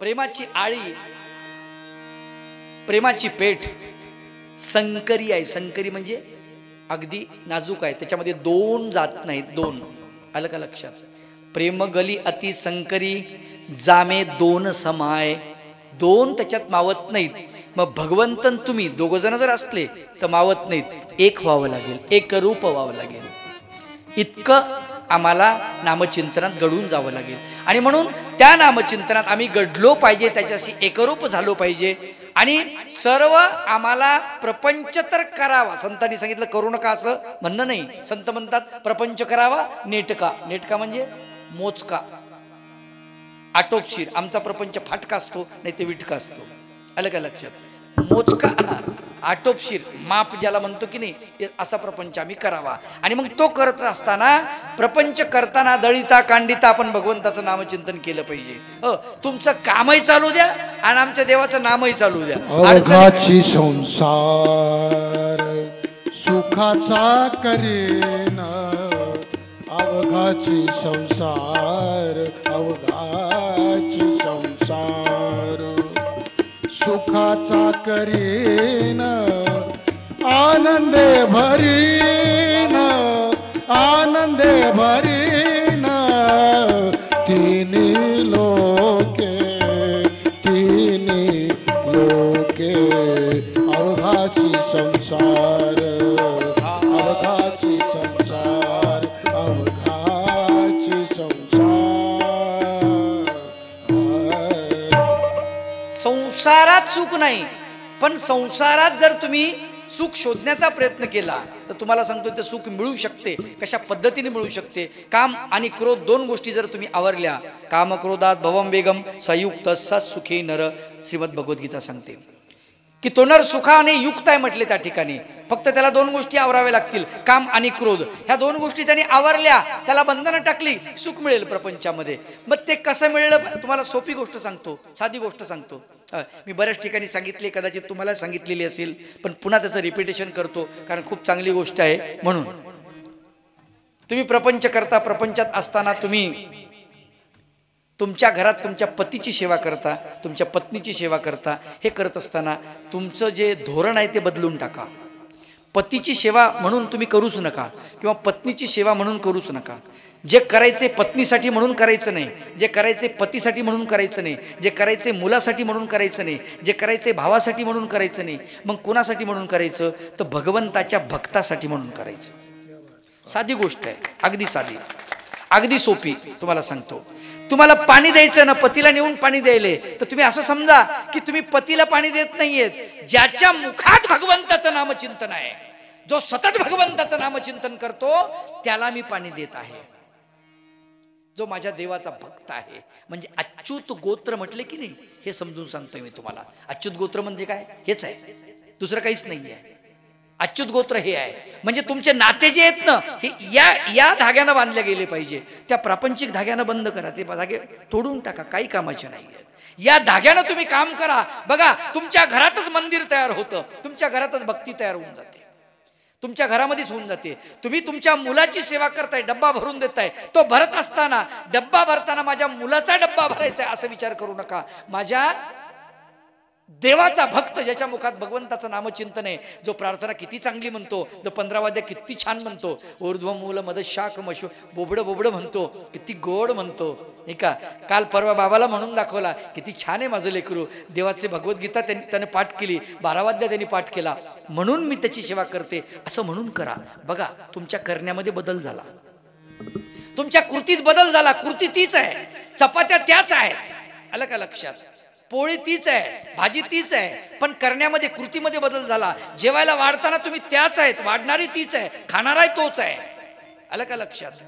पण कृतीत बदल झाला. तुमच्या कृती तीच जरी असली तरी त्याच्यातली भावना बदललेली आहे, भावना पूर्ण बदललेली आहे. आणि आता भावना ही भगवंताप्रती भावना तुमची गेलेली आहे. म्हणून घरामधूनच भक्ती सुरू होऊ शकते, लक्षात ठेवा.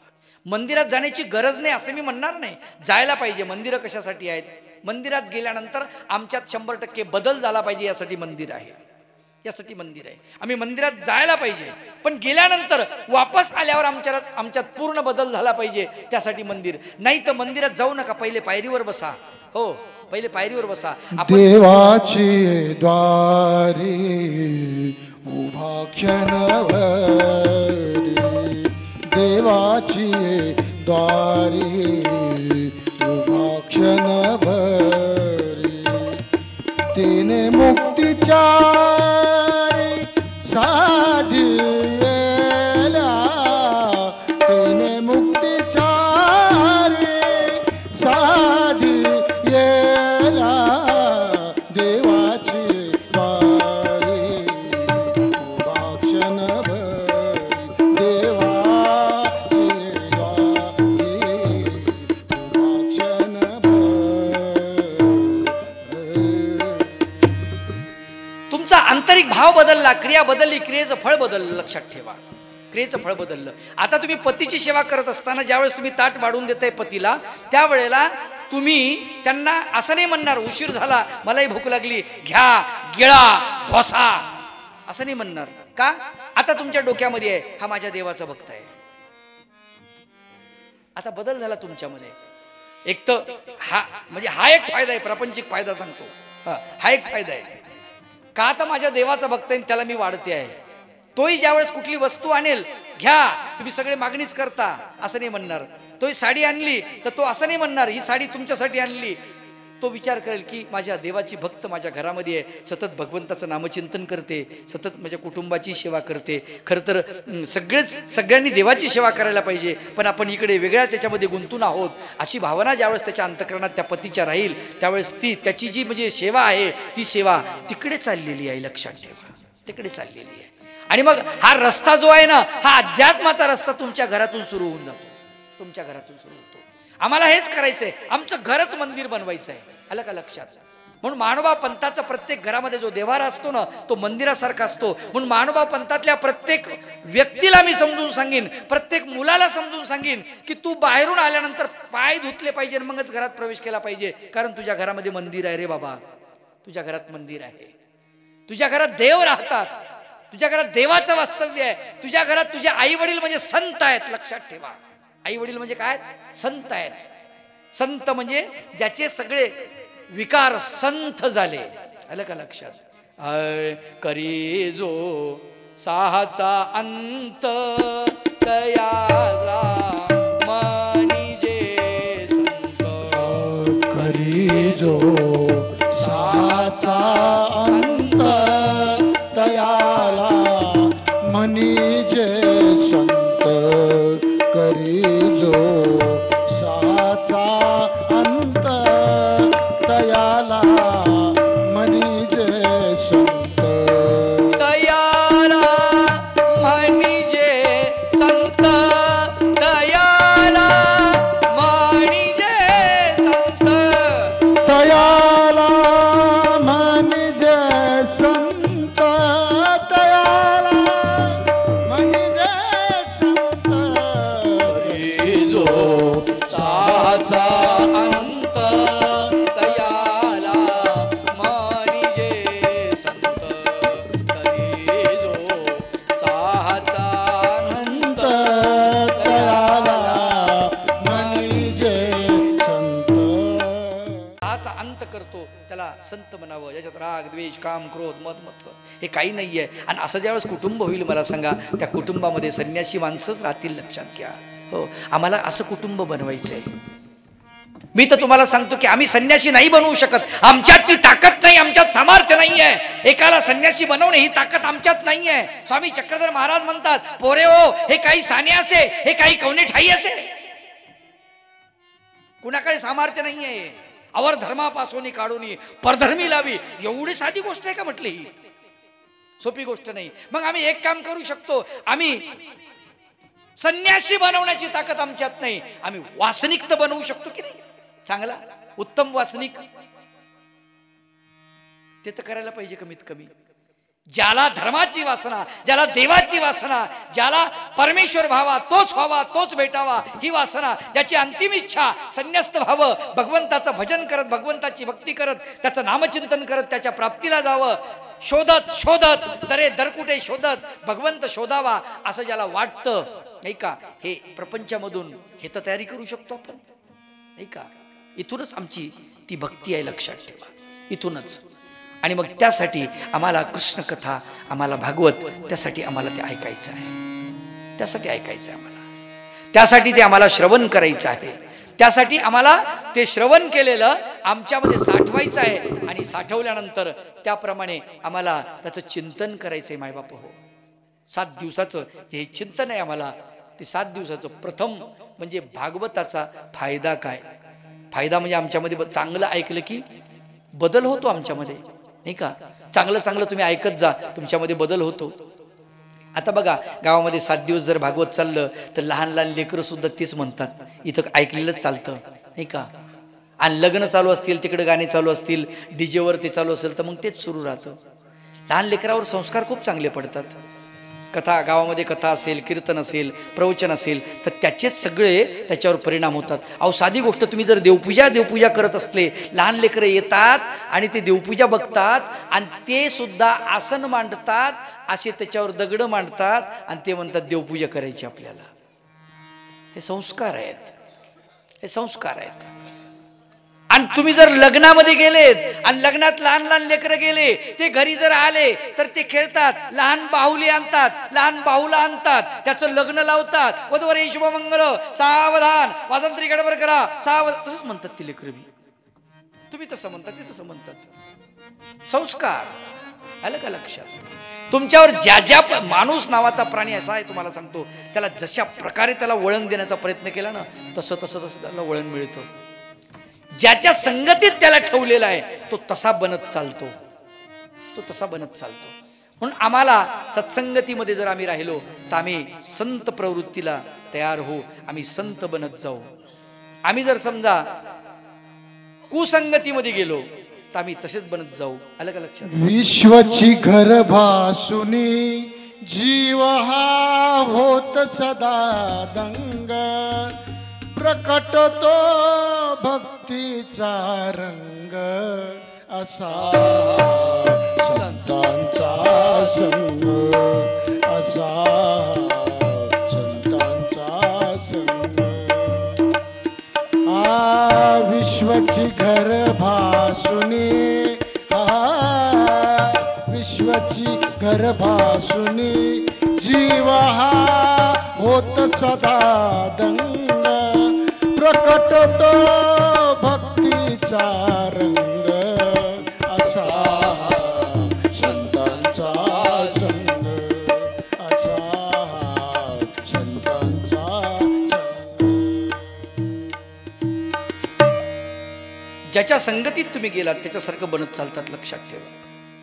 आणि म्हणून आम्हाला संत संघाची गरज आहे, आम्हाला चांगल्या संघाची गरज आहे. तिथे भागवत, श्रीमद भगवद्गीता, लीळाचरित्र, सूत्रपाठ, इतर ग्रंथ, या ग्रंथांचं वाचन करून आम्ही त्या पद्धतीचं आमच्या कानावर पडत गेलं तर आमच्यामध्ये तो बदल होत जातो. ते चांगलंच ऐकलं पाहिजे, लक्षात ठेवा. हो, आम्हाला जे कामाचं आहे ते आम्ही ऐकलं पाहिजे. आमचं असं झालेलं आहे की आम्ही काही बी ऐकतो. सध्या कचरा कानामध्ये पडतोय, कचरा डोळ्याच्या माध्यमातून जातो आहे, कचरा पूर्ण शरीराच्या माध्यमातून, पंच ज्ञानेंद्रियाच्या माध्यमातून आपल्या शरीरामध्ये पूर्ण शिरतो आहे, लक्षात ठेवा. आपल्याला जे ऐकायचं नाही ते आपल्या कानावर पडते, बरोबर आहे?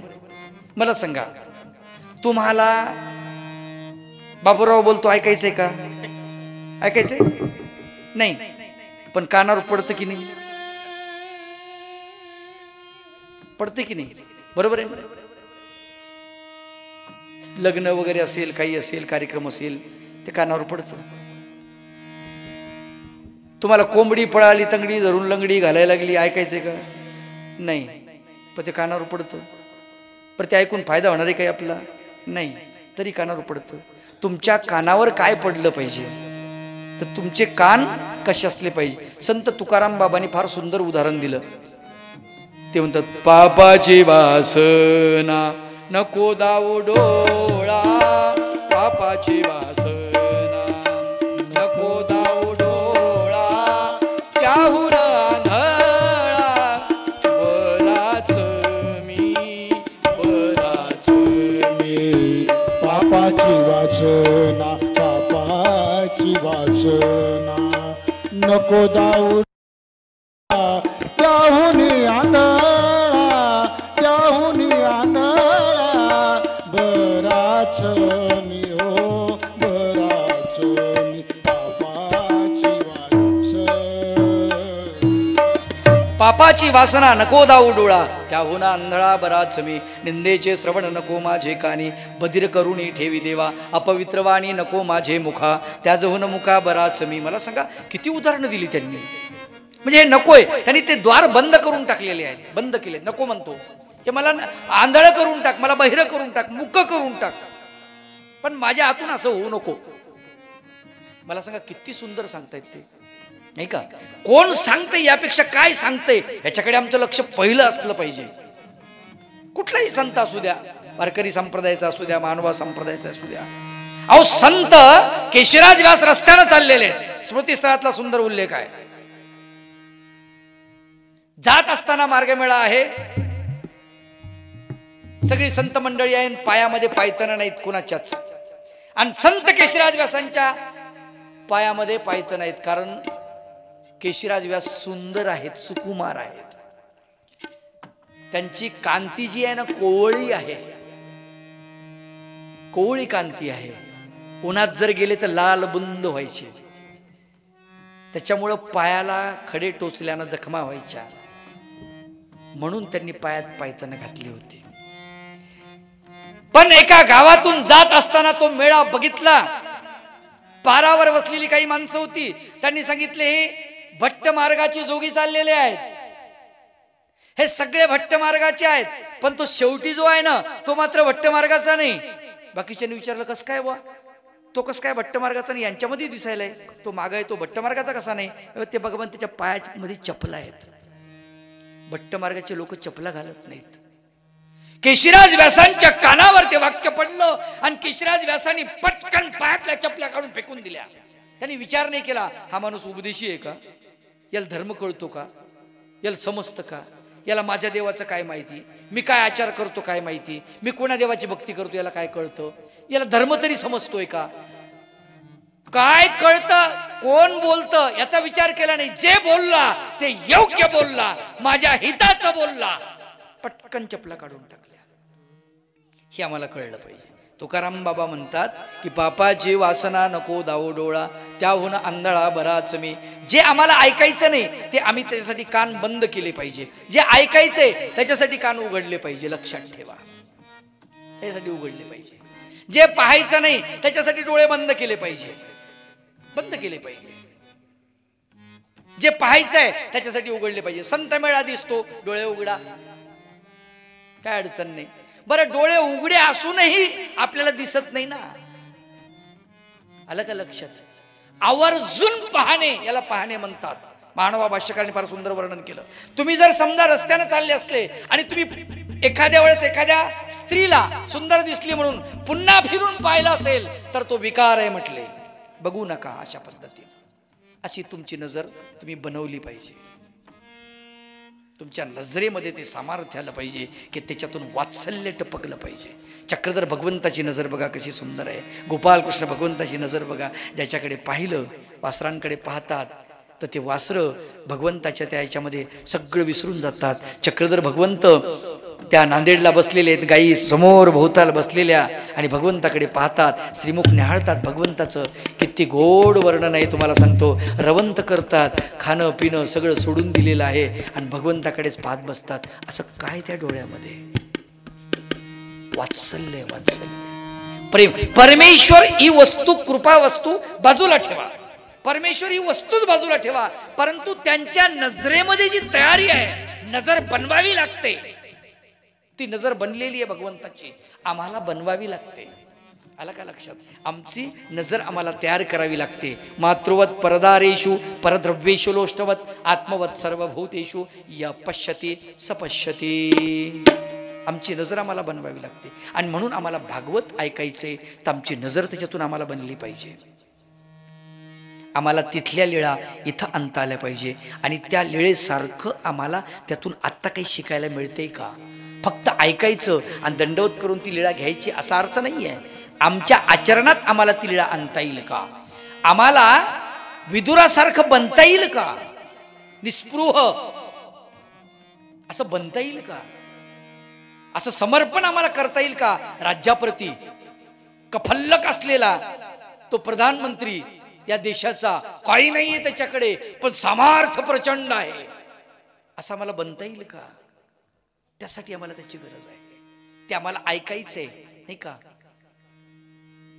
शिवरायांनी या सगळ्या गोष्टी आत्मसात केलेल्या आहेत त्यांच्या जीवनामध्ये.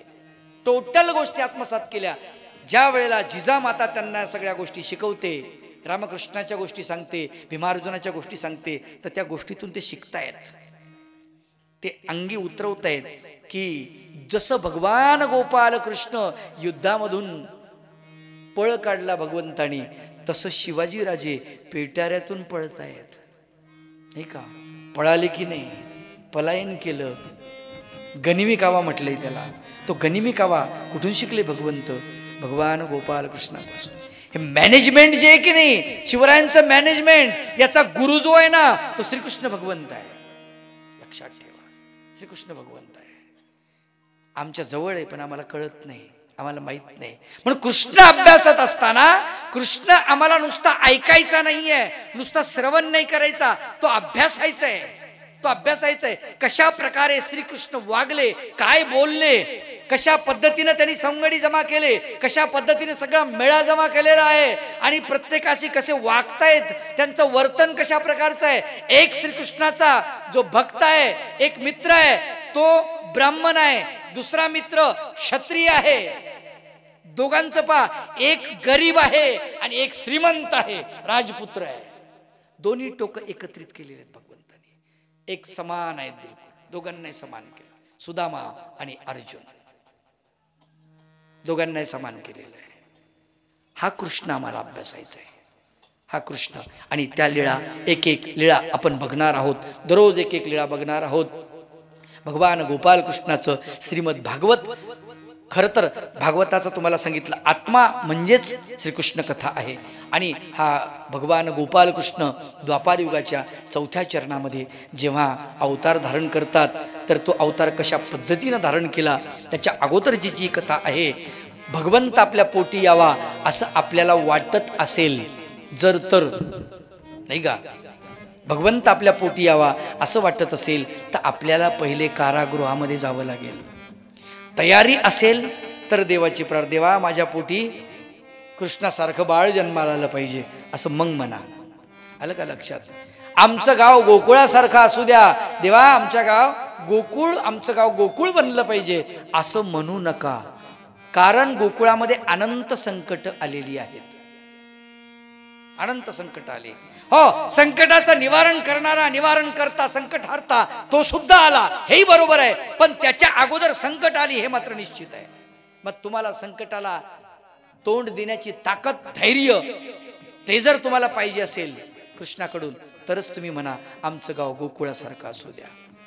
आलं का लक्षात? म्हणून आम्हाला त्याची गरज आहे, त्या गोष्टीची गरज आहे. आम्हाला भगवान गोपाल कृष्णाच्या एक एक लीळा आमच्या जीवनामध्ये आम्हाला उतरवायच्या आहेत. आम्हाला त्या पद्धतीनं त्या श्रवण करायच्या आहेत, आत्मसात करायच्या आहेत. आम्हाला त्याच्यातून शिकायचं आहे, शिक्षण घ्यायचं आहे. आम्हाला त्या पद्धतीनं भगवंताची नजर कशी होती, ते नजर आम्हाला भगवंताचं शरीर कशा प्रकारचं होतं. भगवान गोपाल कृष्णाचं शरीर पहा कसं बलदंड शरीर आहे. शरीराकडे पाहिल्यानंतर त्या शरीरामध्ये प्रचंड ताकद आहे. इतकी ताकद आहे तुम्हाला सांगतो की गोवर्धन पर्वत नुसत्या करंगळीवर उचलला, केवढी ताकद असेल, केवढी ताकद असेल. आम्हाला जर 50 किलोची गोणी जर उचलत नसेल तर काही अर्थ नाही आहे. ऐका, काही अर्थ.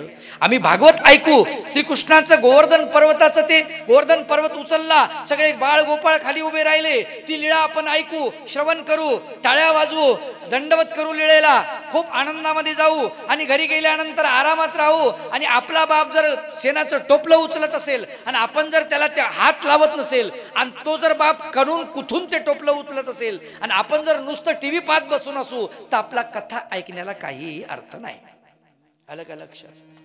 काहीच अर्थ नाही. आम्हाला ती मदत करता आली पाहिजे. भगवान गोपाल कृष्ण ज्या वेळेला करंगळी लावतात की नाही, त्यावेळेला बाकीच्यांना म्हणतात तुम्ही रिकामे बसू नका.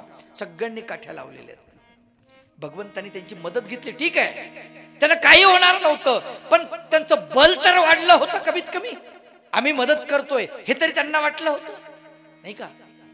हे तर त्यांना कळलं होतं की आम्ही काहीतरी थोडीफार मदत करतोय. कृष्णा, आम्ही तुझ्या मदतीला धावून येतो. ज्यावेळेस त्यांच्या लक्षात आलं आपल्याच्यानं काही होत नाही, करता धरता तो भगवंत आहे, त्यावेळेस मग भगवंतानं म्हणले तू नुसती करंगळी उभी केली आणि नुसतं वेणू वाजवतेस म्हणले, जाऊ दे म्हणले, मग कशाला करतो, काठ्या आम्ही लावल्यात, घाम घाम झालो, आम्ही आता काठ्या ठेवून देतो. भगवंत म्हणले बरं, करंगळी थोडी खाली केली की ते खाली यायला लागलं. ए बाबा पडून म्हणले खाली, दबून मरू आम्ही. तूच सगळा करता धरतायस भगवंता. पण हे कळण्यासाठी अगोदर घाम जावा लागला अंगातला. हे आम्हालाही कळलं पाहिजे. तर ते कळण्यासाठी आम्हाला कष्ट पडले पाहिजे.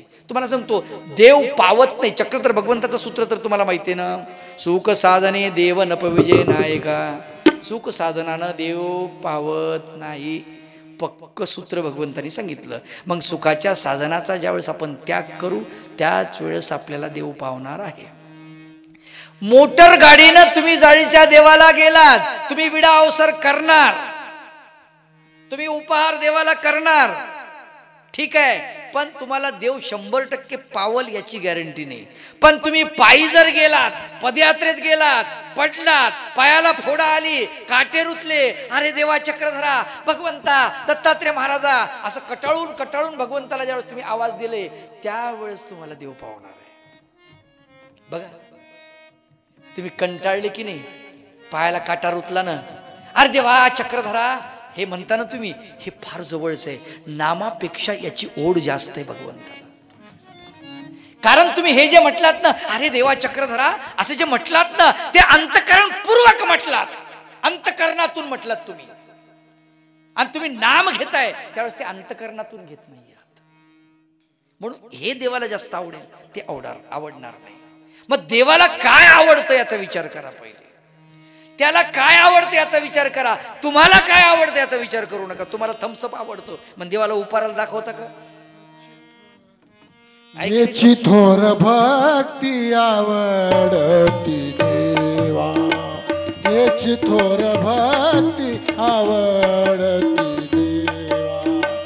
संकल्पावी माया संसाराची, संकल्पावी माया संसाराची, संकल्पावी माया संसाराची. याची थोर भक्ती आवडती देवा, याची थोर भक्ती आवडती. म्हणून भगवंत जेव्हा अवतार धारण करतात 4थ्या चरणामध्ये, तर त्याच्या अगोदरची परिस्थिती जी झालेली आहे ती फार विचित्र झालेली आहे. पृथ्वीवर हाहाकार माजलेला आहे. कंसासुरच नव्हे तर कंसासुरासारखे अनेक असुर यांनी पृथ्वीला त्राहिमाम करून सोडलेलं आहे. साधू संत, खरं तर भगवान गोपालकृष्णाच्याच भाषेत जर सांगायचं म्हटलं, भगवंत म्हणतात, मी अवतार घेतो, युगायुगात धारण करतो अवतार, प्रत्येक युगात धारण करतो, साधूजनांचं रक्षण करण्यासाठी अवतार धारण करतो, नाही का, सज्जनांचं रक्षण करण्यासाठी अवतार धारण करतो, दुष्टांचं निर्धारण करण्यासाठी अवतार धारण करतो, असं भगवंतच म्हणतात, नाही का. परित्राणाय साधूनां विनाशाय च दुष्कृतां धर्मसंस्थापनार्थाय संभवामी योगे योगे. प्रत्येक युगामध्ये मी अवतार धारण करतो भगवंत म्हणतात. पण केव्हा? अराजकता असेल तेव्हा. खरं तर भगवंत अवतार धारण करतात तर साधू जणांचं रक्षण करण्यासाठी, असं आपण वरवर बोलतो, आलं का लक्षात? तिथे साधूंचं रक्षण करण्याची गरज नाही. खरे साधू म्हणले की नाही, खरे साधू, खरे संत, त्यांना रक्षण करण्याची गरज नाही. आलं का लक्षात? मग श्लोकामध्ये तर तसंच वर्णन आलेलं आहे, हे का, धर्माला ग्लानी आली है की नाही. यदा यदा हि धर्मस्य ग्लानिर्भवति भारत अभ्युत्थानम धर्मस्य तदात्मानं सृजाम्यहं परित्राणाय साधूनां. साधूजन आहेत, त्यांना त्रास होतोय, भगवंताचं नामचिंतन करणारे आहेत. हे जे आहेत ना साधू, हे अर्धवट आहेत. अर्धवट म्हणजे लक्षात आलं का? म्हणजे 100% भीती आहे यांच्या अंतःकरणामध्ये. देवाचा भक्त भीतो का? लक्षात ठेवा. कारण तो अभयदान देणारा आहे. कोणतं दान देणार आहे? अभयदान. हो. आणि जो अभयदान देणारा आहे, भक्ताला, तो भक्त घाबरेल का? नाही, भक्त घाबरत नाही. कारण देवाचा भक्त कशालाही भीत नाही, कशालाच भीत नाही. काहे तेरी आँखियों में पानी, काहे तेरी आँखियों में पानी हो, कृष्ण दीवाने मेरा श्याम दीवाने, कृष्ण दीवाने मेरा श्याम दीवाने, दीवाने दीवाने दीवाने हो मेरा श्याम दीवाने, हो मेरा कृष्ण दीवाने, हो मेरा श्याम दीवाने, हो मेरा कृष्ण दीवाने। काहे तेरी आँखियों में पानी, काहे तेरी आँखियों में पानी, हो श्याम दीवाने मेरा कृष्ण दीवाने, श्याम दीवाने मेरा कृष्ण दीवाने। हंस के तो ले ले विष का तो है क्या डर तेरे संग गोपाला, तो है क्या डर तेरे संग गोपाला, तेरे तन की ना हो गया, तेरे तन की ना हो गया हानि, हो श्याम दीवाने मेरा कृष्ण दीवाने, श्याम दीवाने मेरा कृष्ण दीवाने। भगवंताची भक्ती करत असताना आम्हाला परमेश्वराकडे जायचंय, आमचा उद्देश, आमचं ध्येय परमेश्वर प्राप्ती।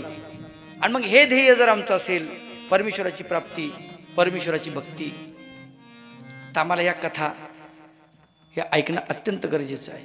मग शेवटच्या चरणामध्ये द्वापारीच्या भगवान गोपाल कृष्ण अवतरित झाले आणि साधूजनाचं रक्षण केलं। तर साधूजनाचं रक्षण करण्यासाठी मी अवतार धारण करतो, तर हे साधू जे आहेत की नाही हे 100% साधू नाही आहेत। तुम्ही म्हणाल कसं म्हणता बाबा, जर 100% साधू असते तर धर्माची संस्थापना करण्याची गरज पडली असती का? अर्थातच नाही, साधूच नाहीये शिल्लक।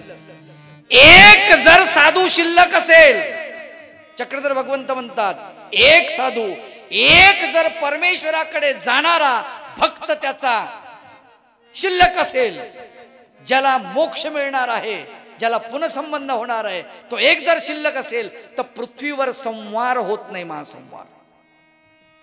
आलं का लक्षात? महासंवारच होत नाही तर परमेश्वर पुन्हा अवतार धारण कशाला करतील? म्हणजे साधू आहे तोपर्यंत काही बदल होत नाही, हे सिद्ध आहे। मग साधू जनांचं रक्षण कसं म्हटलेलं आहे? साधू जन या शब्दाचा अर्थ या ठिकाणी सामान्यपणे असा आहे, जे सत्प्रवृत्तीचे आहेत, ज्यांची वृत्ती चांगली आहे परंतु दुष्प्रवृत्तीने बिघडून जाण्याची शक्यता आहे। आलं का लक्षात? सुसंग आहे तोपर्यंत बरं आहे, पण कुसंग जर झाला तर मग बिघडलं। कुसंगाचा संग बिघडला, बिघडला जीवडा, कुसंगाचा संग बिघडला, बिघडला जीवडा, विषय करदमी होऊन रमलो, किडा माकोडा दयाळा, किडा माकोडा।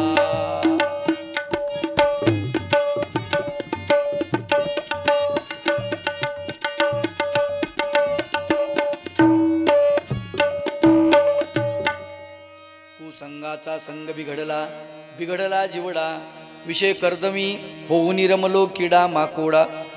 कुसंगानं जर गेले तर हे साधू यांचं साधुत्व नष्ट होईल, असे साधू आहेत, म्हणजे अर्धवट आहेत। अशांचं रक्षण करायचंय भगवंताला, जे अर्धवट आहेत त्यांचं रक्षण करायचंय। ते दुष्ट होऊ नये, ते सुष्टच राहावेत, ते साधूकडे जावे, त्यांचं पदार्पण साधुत्वाकडे व्हावं, त्यांचं दुष्ट प्रवृत्तीकडे होऊ नये, याचं रक्षण करण्यासाठी धर्म। आणि सगळ्यात महत्त्वाची गोष्ट, धर्म संस्थापनार्थाय संभवामी युगे युगे। धर्माची स्थापना करण्यासाठी प्रत्यक्षात भगवंतालाच यावं लागतं, कुणाच्यानेही धर्माची स्थापना होत नाही, ही सगळ्यात महत्त्वाची गोष्ट आहे। म्हणून भगवंताचं सगळ्यात महत्त्वाचं व्यापार कोणता आहे? व्यापार म्हणू ज्याला आपण, महत्त्वाचं कार्य भगवंताचं तर धर्माची संस्थापना। मग हे बाकी काय? साधूजनांचं रक्षण, दुष्टाचं निर्दाळन, साईड बिझनेस. भगवंताचे काय ते साईड बिझनेस आहे, साईड व्यापार आहे. त्याच्यामध्ये हे विकारायचं बा, नाही का? जसं भगवंताला जीवाला प्रेमदान द्यायचं आहे, जीवाला ज्ञानदान द्यायचं आहे आणि प्रेमदान द्यायचं आहे, मुख्य काम भगवंताचं. मग लीळादान देतात, संबंधदान देतात, ग्रहणादान देतात, स्थिती देतात. असं का करतात म्हणले? हे अनेक प्रकारचं म्हणले देवाला द्यावं वाटतं. ते नाही, त्याचा अधिकार नाहीये, कैवल्यदानाचा अधिकार नाही म्हणून त्याला संबंधदान द्या, कैवल्यदानाचा अधिकार नाही म्हणून ग्रहणादान द्या, त्याला लीळादान द्या, कसंही करून त्याला काहीतरी द्या, आपल्याकडे ओढून घ्या. किती कृपाळू आहे तो भगवंत, माई बाप हो, लक्षात घ्या. असा हा कृपाळू भगवंत द्वापारीच्या 4थ्या चरणामध्ये जेव्हा तो अवतरित होतो, तर त्या अगोदर ज्याच्या पोटी जन्माला येतो तो भगवंत, जी कुस निवडली ती कुस किती पवित्र असेल, नाही का? जे माता पिता आहेत ते किती पवित्र असतील. त्यांनी असं काय केलं असेल की भगवंत त्यांच्या पोटी जन्माला यावेत, नाही का? आपण उद्या जन्माध्यायाची ती कथा उद्या तिथून सुरुवात करूया. आज हा पहिला दिवस. या पहिल्या दिवशी आदरणीय पूजनीय संत मंडळी फलटणवरून आलेली आहेत. आपण सर्व ग्रामस्थ मंडळी श्रीमद भागवत कथेसाठी या ठिकाणी आलात आणि आदरणीय पूजनीय दिवाकर बाबांनी फार मोठी इथे मला मोलाची संधी उपलब्ध करून दिलेली आहे. आता 7 दिवसपर्यंत तुमची माझ्याशी गाठ आहे, नाही का? 7 दिवसपर्यंत येत चला. तुमच्यामुळे मला फायदा होईल, कारण तुम्ही देवाचे लाडके आहात, देवाचे भक्त आहात, तुमच्याही मुखात देवाचं नाम आहे आणि म्हणून तुम्ही येत चला. तुमच्यामुळे देव प्रसन्न होईल.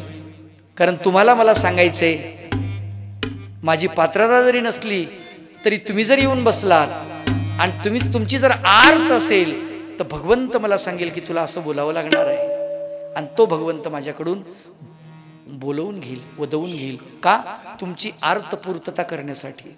आणि म्हणून या ठिकाणी जी सर्वच मंडळी संत मंडळी त्यांचे मी मनपूर्वक आभार मानतो आजच्या सत्रापुरते. या ठिकाणी उपस्थित असलेली सर्व संत मंडळी, त्यानंतर उपस्थित सर्वच माता भगिनी बंधुजन, सर्वांचे आजच्या सत्रापुरते आभार मानतो. आणि आमचे पेटी मास्तर संजूभाऊ रोडी, तबलावादक प्रमोददादा बघेल, नक्की बघेल, तुझं चांगलं करेल, नक्की बघेल. सुंदर तबला वाजवतो, त्यांचे मनपूर्वक आभार मानतो. आणि ज्यांनी या कथेचं आयोजन केलं किंवा आयोजनामध्ये ज्यांनी मोलाचं सहकार्य केलं, अशी ग्रामस्थ मंडळी वेगवेगळ्या पंक्तीच्या रूपानं, मंडपाच्या रूपानं, पाण्याच्या रूपानं प्रत्येकांनी वेगवेगळ्या प्रकारची मदत या कार्यक्रमाला केलेली आहे. त्या सर्वांना धन्यवाद. ज्यांनी या कार्यक्रमाचं अर्थसहाय्य दिलं ते आमचे वकील साहेब, त्यांनाही धन्यवाद. त्यांच्या सौभाग्यवती त्या कार्यक्रमाला आले, त्यांचे सुपुत्र, असे सुपुत्र सर्वांना मिळावेत. ज्यांनी आपल्या 2 वर्ष झाले मला वाटते त्यांचे चुलते सरले आणि त्यांना मुलगा नव्हता म्हणून ती इस्टेट त्यांच्याकडे आली. त्यांना असं वाटलं आपण यांच्या प्रत्यर्थ काहीतरी करायला पाहिजे. ते आपले चुलते काय आणि वडील काय, म्हणून त्या निमित्तानं त्यांनी बाबांना सांगितलं की बाबा या कार्यक्रमाचा भार जो आहे तो मी उचलतो. आणि या कोरोनाच्या काळामध्ये आपण सगळे वाचून जगून आपण म्हणजे त्या कोरोनाच्या चरख्यातून बाहेर पडलोत. आलं का? ते वाचलो, बरेच लोक गेले, त्यातून आपण वाचलो, म्हणजे शाबूत वाचलो, म्हणजे याचा अर्थ काहीतरी भगवंताची आपल्यावर कृपा, काहीतरी आपल्याकडून काही सत्कार्य व्हायचं असेल असं समजा. आणि उरलेला जो काळ आहे भगवत चिंतनामध्ये घालूया. सगळेजण उठून उभं राहा. भगवंताची श्री गिरिधरा कृष्ण मुरारी की आरती कुंज बिहारी की, श्री गिरिधर कृष्ण मुरारी की। गले में वैजंती माला माला, बजावे मुरली मधुर ग्वाला, कानों में कुंडल झलकती मंडल। नंद के नंद बिहारी की, श्री गिरिधर कृष्ण मुरारी की। आरती कुंज बिहारी की, श्री गिरिधर कृष्ण मुरारी की। कनक सम मोर मुकुट विलसे विलसे, देवता दर्शन को तरसे तरसे। बजावे चंग और मृदंग, ग्वालिनी संग। लाज रखो ओ बगुमारी के, श्री गिरिधर कृष्ण मुरारी की। आरती कुंज बिहारी की, श्री गिरिधर कृष्ण मुरारी की। गगन सम कांति झलक काली काली, श्री मूर्ति चमक रही बिजली बिजली। भवर सम अलख कस्तूरी तिलक, छवि लगी ओ बनवारी की, श्री गिरिधर कृष्ण मुरारी की। आरती कुंज बिहारी की, श्री गिरिधर कृष्ण मुरारी की। जहाँ से प्रकट हुई गीता गीता, कि अर्जुन वीर हुआ श्रोता श्रोता। दिखाया विश्व रूप हुआ दिल खुश, मिटाई भ्रांति उनकी, गिरिधर कृष्ण मुरारी की। आरती कुंज बिहारी की, श्री गिरिधर कृष्ण मुरारी की। श्री गिरिधर कृष्ण मुरारी की, श्री गिरिधर कृष्ण मुरारी की। वसुदेवसुतं देवं कंसचाणूरमर्दनं, देवकी परमानंदं कृष्णं वंदे जगद्गुरुं। सह्याद्रीशिखरीरं मे अत्रि अणुसुयनन्दनं, तं वन्दे परमानन्दं श्रीदत्तात्रेयं जगद्गुरुं। फलस्थनगरे जातं द्वारावत्यां निवासिनं, नौम्यहं चक्रपाणितं जनकाद्विजनन्दनं। नेमाम्बोदरसम्भूतं कानवादनन्तनायकात्, प्रभुं नमामि गोविन्दं जीवाविद्याविभञ्जकं। पुत्रं विशालदेवस्य नित्यमुक्तिप्रदायकं, मालिनी परमानन्दं वन्दे श्रीचक्रधरं विभुं। त्वमेव माता च पिता त्वमेव, त्वमेव बन्धुश्च सखा त्वमेव, त्वमेव विद्या द्रविणं त्वमेव, त्वमेव सर्वं मम देव देव। पापोऽहं पापकर्माहं पापात्मा पापसम्भव, त्राहि मां कृपया देवो शरणागतवत्सल। श्रीगोपाल कृष्ण भगवान की जय, श्री दत्तात्रेय भगवान की जय, श्री चक्रपाणि भगवान की जय, श्री गोविंद प्रभु भगवान की जय, सर्वज्ञ श्री चक्रधर भगवान की जय।